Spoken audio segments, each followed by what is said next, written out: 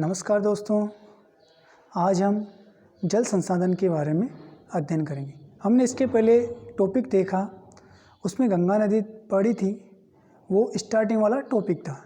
लेकिन हम उसको विस्तारित करके जो 10th क्लास है उसके आधार पर उसको पूरा करेंगे और जल संसाधन के पूरे टॉपिक को समझने की कोशिश करेंगे। जल संसाधन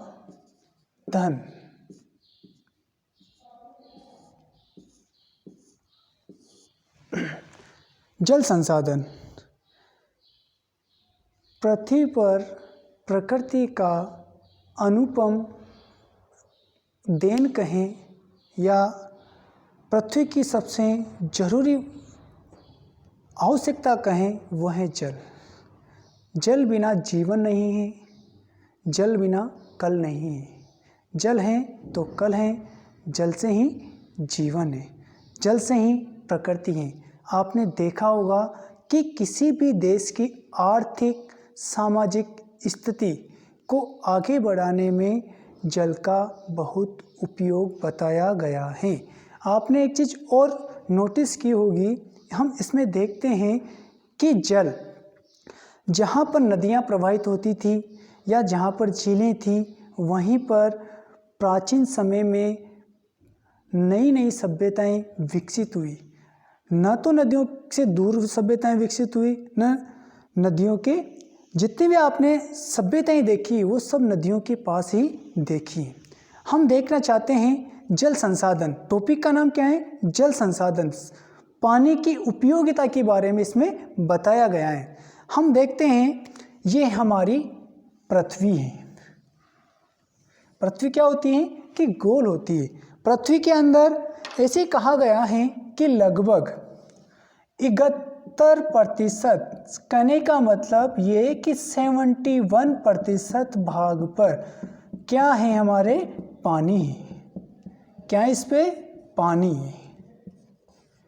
कितने प्रतिशत भाग पर? 71% भाग पर पानी बताया गया है। और जो ये वाला भाग दिया मैंने आपको, छोटा सा टुकड़ा दिया, ये भाग है हमारे स्थल भाग।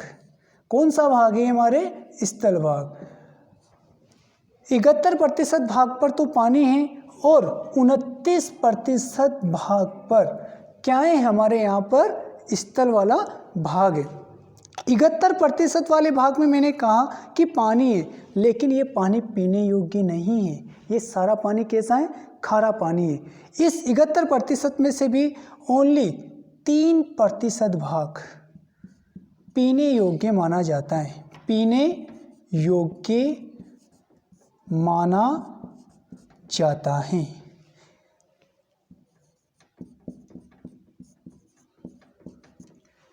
तीन प्रतिशत पानी ही पीने योग्य माना जाता है। उसमें भी क्या है? 1% पानी हिमानी या ग्लेशियरों में जमा हुआ है।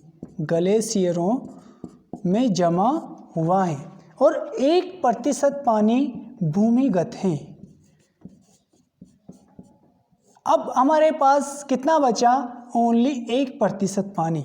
3% पानी पीने योग्य बताया, लेकिन 1% पानी भी हिमानी ग्लेशियरों के अंदर जमा हुआ है। 1% पानी भूमिगत जल है। कौन सा जल है? भूमिगत। भूमिगत जल का मतलब यह है कि ये धरातल के अंदर प्रवाहित होता है। हमारे पास बचा 1% पानी, जिसके अंदर भी हम पेयजल के लिए,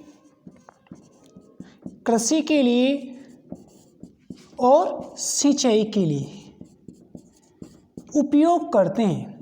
1% जल के अंदर हम पेयजल, कृषि और सिंचाई के लिए इस जल का उपयोग करते हैं। अब क्या होता है कि धीरे धीरे प्रकृति में भी परिवर्तन होता है। धीरे धीरे जनसंख्या बढ़ोतरी हो रही है, औद्योगिकरण बहुत अधिक हो रहा है, जिसकी वजह से हमारे को जल की आवश्यकता धीरे धीरे बढ़ती हुई जा रही है। इसके अलावा मेन रीज़न क्या होता है कि जनसंख्या बढ़ेगी तो स्थान सिकुड़ते हुए चले जाते हैं। स्थान सिकुड़ेंगे तो मनुष्य क्या करता है कि पेड़ पौधों को काटना स्टार्टिंग कर देता है, जमीन उसको चाहिए, तो प्रकृति में धीरे धीरे क्या होता है कि प्रकृति विनाश की ओर चली जाती है और जल की आवश्यकताओं की पूर्ति नहीं हो पाती, मानसून सही प्रकार से नहीं हो पाता। इस वजह से हमें जल की आवश्यकताओं को देखते हुए भारत देश 1947 को आज़ाद हुआ। भारत के प्रथम प्रधानमंत्री बने पंडित जवाहरलाल नेहरू।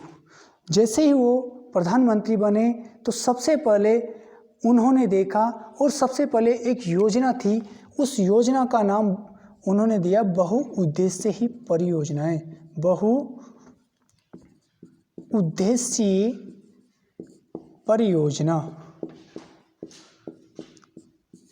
बहुउद्देशीय परियोजना के अंतर्गत हम देख सकते हैं कि इसके अंतर्गत नदियों पर बांध बनाना, इसके अलावा नदियों पर बांध बनाकर विद्युत की पूर्ति करना, इसके अलावा उसकी आवश्यकताओं को देखते हुए उसके आसपास औद्योगिक क्षेत्र विकसित करना आदि चीज़ें किसके अंतर्गत थी? वो बहुउद्देशीय परियोजना के अंतर्गत मानी जाती है। बहुउद्देशीय परियोजनाओं में हमारे को सिंचाई के साधनों में नहरों का निर्माण, बांधों का निर्माण, इसके अलावा जल विद्युत आदि की आपूर्ति। सर्वप्रथम भारत देश स्वतंत्र होने के बाद भारत ने बहुउद्देशीय परियोजनाएं चलाई, जिसके अंदर सर्वप्रथम जो योजना मानी जाती है वो मानी जाती है दामोदर घाटी परियोजना। दामोदर घाटी परियोजना। अगर आप याद रखना चाहो कि प्रथम परियोजना भारत की कौन सी है तो दामोदर घाटी परियोजना है। दामोदर से आप याद रख सकते हो झांसी की रानी लक्ष्मीबाई के पुत्र का क्या नाम था? दामोदर। क्या नाम था उनके पुत्र का नाम? दामोदर। और दामोदर घाटी परियोजना जो भारत की प्रथम परियोजना मानी जाती है। इसके अलावा पंडित जवाहरलाल नेहरू ने बहुउद्देशीय परियोजनाओं को भारत के विशाल मंदिर की संज्ञा दी है। भारत के विशाल मंदिर की संज्ञा किसके द्वारा दी गई है? पंडित जवाहरलाल नेहरू के द्वारा दी गई है। पंडित जवाहरलाल नेहरू ने बहुउद्देशीय परियोजनाओं को, ये परियोजनाएं भारत की प्रथम पंचवर्षीय योजनाओं से प्रारंभ कर दी गई थी, जिसके अंतर्गत दामोदर घाटी परियोजना देख सकते हैं, हीराकुंड परियोजना हम देख सकते हैं, इसके अलावा भाखड़ा नांगल परियोजना देख सकते हैं, चंबल घाटी परियोजना ये देख सकते हैं। इसके अंतर्गत धीरे धीरे भारत में बहुत से अधिक परियोजनाएं चली, जिनका उद्देश्य क्या था? औद्योगिक क्षेत्रों को विकसित करना। इसके अलावा देश में नई नई वस्तुएं यहाँ पर, इसके अलावा कृषि क्षेत्र को, उपज को बढ़ाना, लोगों की आवश्यकताओं को पूर्ति करने के लिए इन योजनाओं को प्रारंभ किया गया था। ये जल संसाधन के तहत संसाधन क्या होते हैं? संसाधन जल तो हैं, लेकिन उसका अनुपयोग होता है। उसको उपयोगी बनाने के लिए हमने बांधों का निर्माण, नहरों का निर्माण, इसके अलावा हमने अपने बारिश के समय पर वर्षा के पानी को एकत्रित करने की योजनाएं बनाई। बूंद बूंद सिंचाई परियोजनाओं के ऊपर जोर दिया गया, क्योंकि वर्तमान में जनसंख्या के बढ़ते हुए आवश्यकताओं की पूर्ति के लिए जल संसाधनों की आवश्यकताओं को हमने महसूस किया। इसलिए जल संसाधन, इसमें जो टॉपिक हैं, ये टॉपिक बच्चों को, आपको एक सबसे अच्छी चीज़ ये सिखाना चाहता है, क्योंकि हम भी बड़े होते हैं, आप अभी मम्मी पापा के साथ हो, कल आप भी बड़े होंगे। आपकी आने वाली पीढ़ी को आगे बढ़ाने के लिए, अपने जीवन को आगे बढ़ाने के लिए हमें जल का संरक्षण करना जरूरी है। इसीलिए जल के बारे में हमने देखा, मैंने आपको बताया है कि किस प्रकार से जल संसाधन के बारे में हमने देखा। अब हम आगे देखते हैं।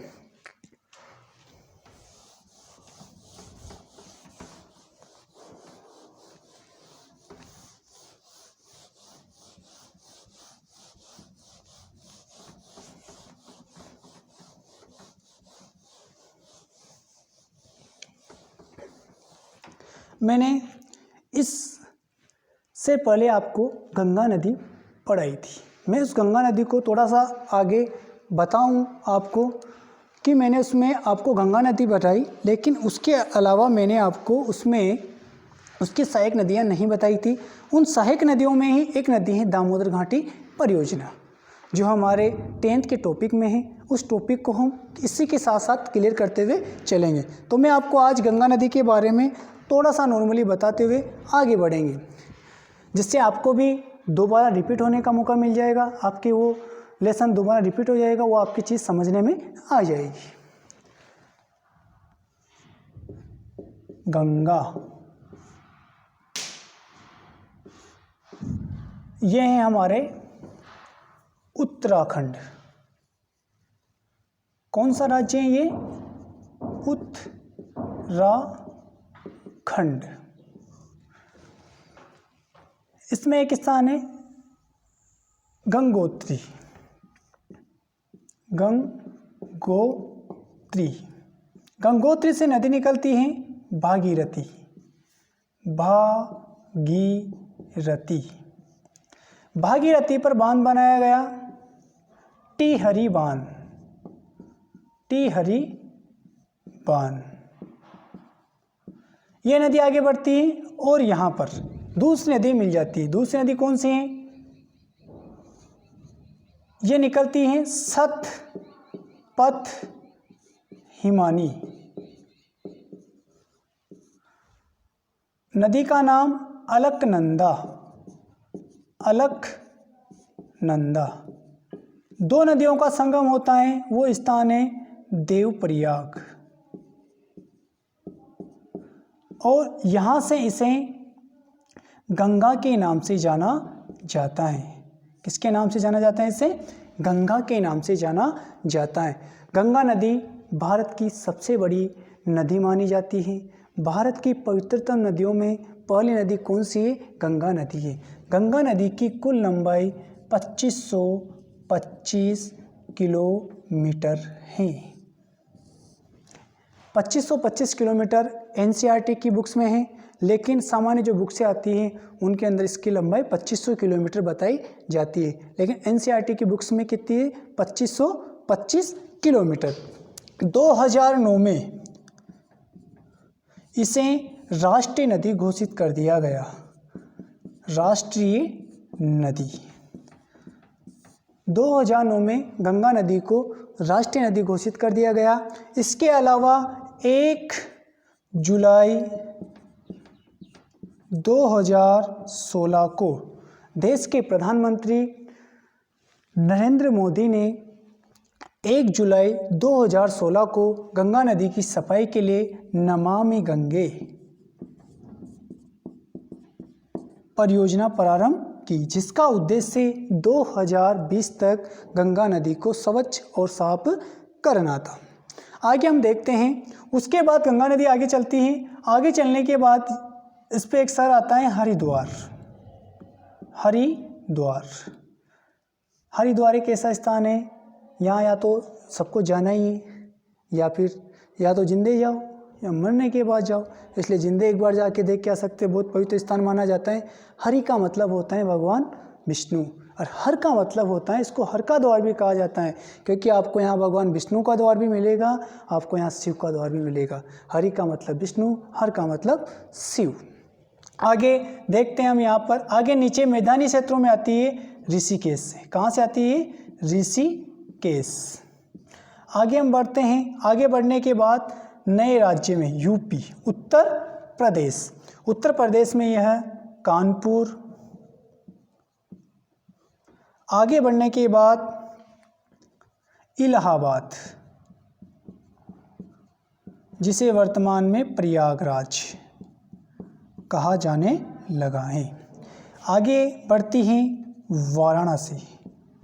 वाराणसी, वाराणसी से आगे बढ़ती है नए राज्य में बिहार, और बिहार में कहाँ को निकलती है? पटना।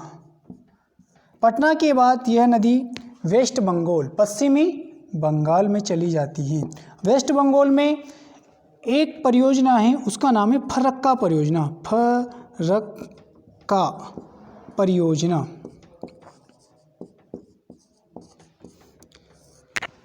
फरक्का परियोजना से गंगा नदी दो भागों में विभाजित हो जाती है। एक शाखा तो पश्चिम बंगाल में, जिसे हुगली के नाम से जाना जाता है।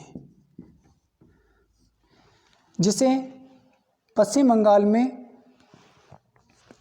हुगली नदी, इसके बाद ये नदी बांग्लादेश में चली जाती है। बांग्लादेश में इसे पद्मा के नाम से जाना जाता है। किसके नाम से जाना जाता है? पद्मा के नाम से। ये नदी ब्रह्मपुत्र में मिलती है। उसके बाद इसे मेघना का नाम दिया गया। क्या नाम दिया गया इसे? मेघना।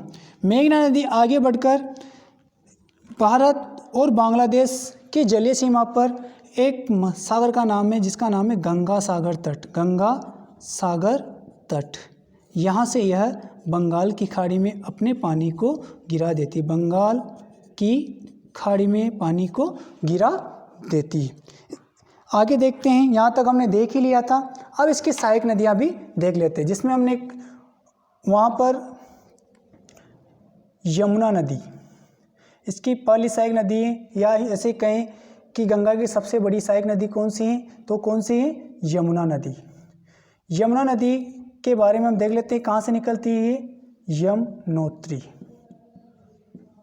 या बंदर पेट नामक स्थान से यहाँ से निकलती है। निकलने के बाद हरियाणा, दिल्ली, फिर यूपी में भी कहाँ पर भगवान श्री कृष्ण का जन्म कहाँ पर हुआ था? मथुरा में। मथुरा। कालिया नाग किस में पाया जाता है? यमुना नदी में पाया जाता है। आगे देखते हैं हम, यह आगरा। उसके बाद यह अपने पानी को किस में गिरा देती है? ये प्रयाग नामक स्थान पर। यहाँ पर एक अदृश्य नदी भी आती है, उसका नाम है सरस्वती। जहाँ पर 3 नदियों का संगम होता है उसे त्रिवेणी संगम कहा जाता है, या जहाँ पर 2 नदियाँ आकर मिलती है उसे प्रयाग भी कहा जाता है। जहाँ पर 2 नदियों का संगम होता है उसे प्रयाग के नाम से भी जाना जाता है। जैसे कि आपने देखा होगा कि गंगा नदी उत्तराखंड से निकलती है, तो यहाँ पर बहुत सी नदियाँ इससे आकर छोटी छोटी नदियाँ मिलती है, इसीलिए वहाँ पर बहुत से नाम दिए गए हैं, जैसे विष्णु प्रयाग, कर्ण प्रयाग, रुद्र प्रयाग।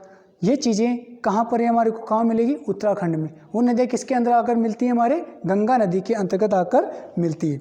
इसी के अलावा हम एक नदी की बात करते हैं, इसमें से इसके अब हम देखते हैं। देखो, मेरा खड़ा होने का तरीका यूँ है, नदी ऐसी आ रही तो ये इसका कौन सा हो गया भाग? ये मेरा कौन सा भाग है? बायां वाला भाग। और ये इसका कौन सा भाग है? दायां वाला भाग। दाएं भाग से निकलने वाली सबसे लंबी नदी कौन सी है? तो वो नदी कौन सी? इसमें सोन नदी। सोन नदी ये कहाँ से निकलती है? अमरकंटक की पहाड़ी। अमरकंटक की पहाड़ी। अमरकंटक की पहाड़ी कहाँ पर है? छत्तीसगढ़। यहाँ से सोन नदी निकलती है अपने पानी को प्रवाहित करते हुए, और कहाँ जाकर गिरा देती है? बिहार के अंदर अपने पानी को गिरा देती है। उसी के बाद हम बात करते हैं, एक नदी और निकलती है, वेरी इंपॉर्टेंट मानी जाती है। क्यों मानी जाती है? आपने अपने 10th के लेसन के अंदर है दामोदर घाटी परियोजना, इसलिए नदी बहुत इंपॉर्टेंट है। यहाँ से एक स्थान है कमरपेट। कमरपेट कहाँ पर है? झारखंड। कमरपेट झारखंड से झांसी की रानी लक्ष्मीबाई के पुत्र का क्या नाम था? दामोदर। नदी का क्या नाम है? दामोदर नदी निकलती है। अब छोटा पुत्र था, तो ये झारखंड से एक पठार से निकलती है। उस पठार का नाम है छोटे नागपुर का पठार। छोटे नागपुर के पठार को ये 2 भागों में विभाजित करती हुई निकलती है। इसका जो उत्तरी भाग है, उत्तरी वाले भाग को तो कहा जाता है हजारी पठार, और इसके दक्षिणी भाग को कहा जाता है रांची का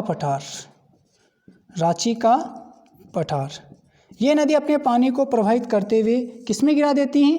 हुगली में गिरा देती है। कौन सी नदी में गिरा देती है? हुगली नदी में गिरा देती है। उस स्थान का नाम है डायमंड हार्बर के नामक स्थान पर दामोदर नदी अपने पानी को किस में गिरा देती है? हुगली में गिरा देती है। दामोदर नदी। अब दामोदर नदी के बारे में हम जानते हैं। जिस स्थान से निकलती है वो स्थान खनिजों का अजायब घर कहा जाता है। अगर भारत की बात करें तो भारत का जितना भी कच्चा माल अगर निकलता है, जैसे कोयला कहें, लोहा कहें, खनिज पदार्थों में जितने भी मिलते हैं वो ज़्यादातर क्षेत्र कहाँ पर मिलते हैं? इसी क्षेत्र के अंतर्गत मिलते हैं। अमेरिका में 1933 में एक बहुउद्देशीय परियोजना बनाई गई। उस बहुउद्देशीय परियोजना का नाम था टेनेसी घाटी परियोजना। उस परियोजना को देखते हुए भारत 1947 में आज़ाद हुआ। भारत में पंचवर्षीय योजनाएं बनाई जा रही थी, तो प्रथम पंचवर्षीय योजना में अमेरिका की टेनेसी घाटी परियोजना को देखते हुए भारत में भी एक बहुउद्देशीय परियोजना के बारे में सोचा गया। तो भारत की प्रथम बहुउद्देशीय परियोजना कौन सी थी? वो थी दामोदर घाटी परियोजना। दामोदर घाटी परियोजना। इसका उद्देश्य क्या था कि एक तो जल की उपलब्धता, विद्युत का निर्माण, जल विद्युत का निर्माण, इसके अलावा कृषि की उपयोगिता को पूरा करने के लिए पानी के लिए यहाँ पर दामोदर घाटी परियोजना का आवश्यकता। इसके अलावा औद्योगिक क्षेत्र विकसित करना था, उसके लिए भी पानी की आवश्यकता थी, उसी लिए भी यहाँ पर इस योजना को विकसित किया गया। अब विकसित करेंगे तो उस क्षेत्र के लिए हम क्या करना पड़ता है? यहाँ पर उस पर बांध बनाए जाते हैं। क्या बनाए जाते हैं? उस पर बांध बनाए जाते हैं। दामोदर घाटी परियोजना के ऊपर बांध बनाए गए। अब बांध बनाने के बाद इस पर छोटी छोटी नदियाँ आकर मिलती है। कौन सी नदियाँ आकर मिलती है? इसमें छोटी छोटी नदियाँ आकर इसमें मिलती है। अब उन नदियों में बांध बनाए गए इस सारे क्षेत्र के अंतर्गत। कौन क्षेत्र के अंतर्गत? इस सारे क्षेत्र के अंतर्गत बांध बनाए गए। अब बांध कौन कौन से बनाए गए थे? दामोदर नदी पर तो बनाया गया पंचेत हील बांध। एक नदी आकर मिलती है इसमें कोनार नदी। कोनार नदी, कोनार नदी पर कोनार बांध।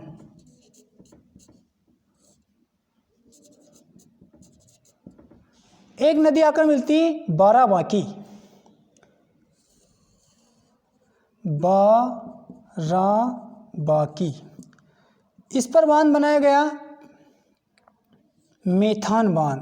मेथान बांध ये भारत की प्रथम बहुउद्देशीय परियोजना मानी जाती है।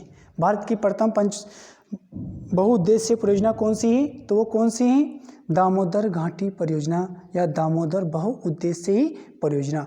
इसके अंतर्गत यहाँ पर औद्योगिक क्षेत्र विकसित करने के लिए, कृषि क्षेत्र विकसित करने के लिए, जल विद्युत का उत्पादन करने के लिए इस योजना की स्थापना की गई थी। यह भारत की प्रथम पंचवर्षीय योजना के अंतर्गत बनाई गई थी। इसका निर्माण प्रारंभ हुआ 1948 में, निर्माण कार्य इसका पूर्ण हुआ 1962 में और इसे 22 अक्टूबर 1963 ईस्वी को भारत के प्रधानमंत्री पंडित जवाहरलाल नेहरू के द्वारा इसे देश को समर्पित कर दिया गया था।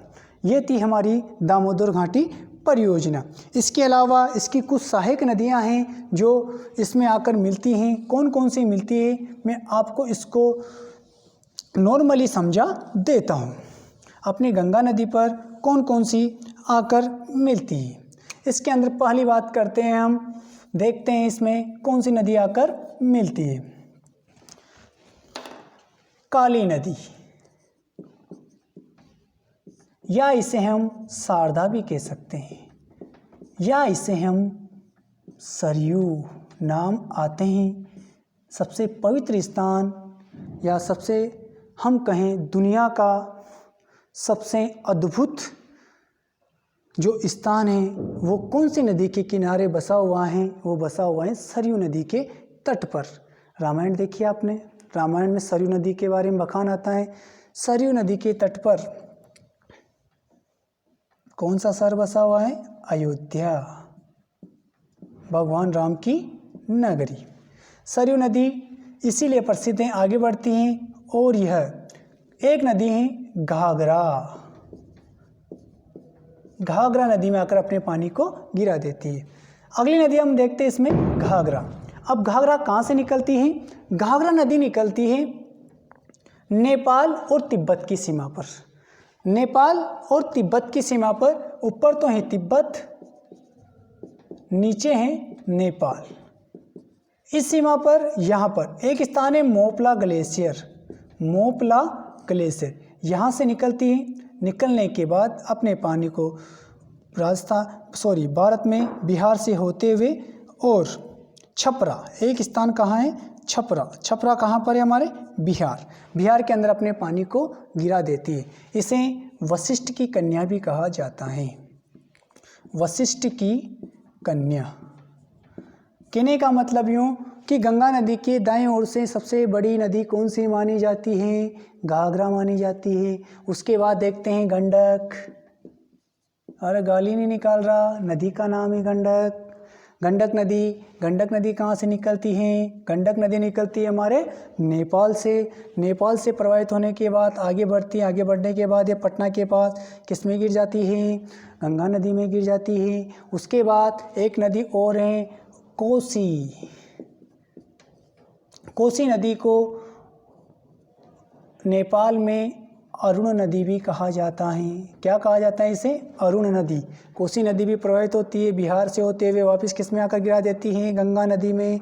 कहाँ गिरती है, बिहार के अंदर कोसी नदी को बिहार का शोक भी कहा जाता है। दामोदर नदी को बंगाल का शोक कहा जाता है, लेकिन वर्तमान में यह बंगाल की क्या हो चुकी है, जीवन रेखा हो चुकी है। पहले क्या होता था कि दामोदर नदी में पानी बहुत अधिक आता था, जिसकी वजह से वहाँ पर बाढ़ का पानी आ जाता था, बाढ़ की वजह से वहाँ पर सर्वाधिक क्षेत्र अविकसित हो जाता था। लेकिन अब इस पे बांध बना दिए गए हैं, औद्योगिक क्षेत्र विकसित कर दिए गए हैं, इसलिए दामोदर नदी अब वर्तमान में क्या हो चुकी है, यहाँ की जीवन रेखा हो चुकी है। गंगा नदी की सबसे अंतिम नदी मानी जाती है महानदी निकलती है वेस्ट बंगाल, और वेस्ट बंगाल का दार्जिलिंग क्षेत्र, दार्जिलिंग से आगे बढ़ती हैं, दार्जिलिंग से आगे बढ़ते हुए यह गंगा नदी में अपने पानी को गिरा देती हैं। गंगा नदी की सबसे अंतिम नदी कौन सी मानी जाती है, दार्जिलिंग मानी जाती है।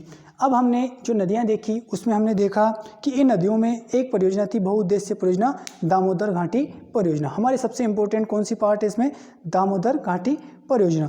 इस वाले भाग को हमारे को देखना है। इस वाले पूरे पार्ट को मैंने आपको बताया, इसका रीज़न ये था कि इससे आपको ये चीज़ भी समझ में आ जाएगी। दामोदर नदी किसकी सहायक नदी मानी जाती है, गंगा की सहायक नदी मानी जाती है।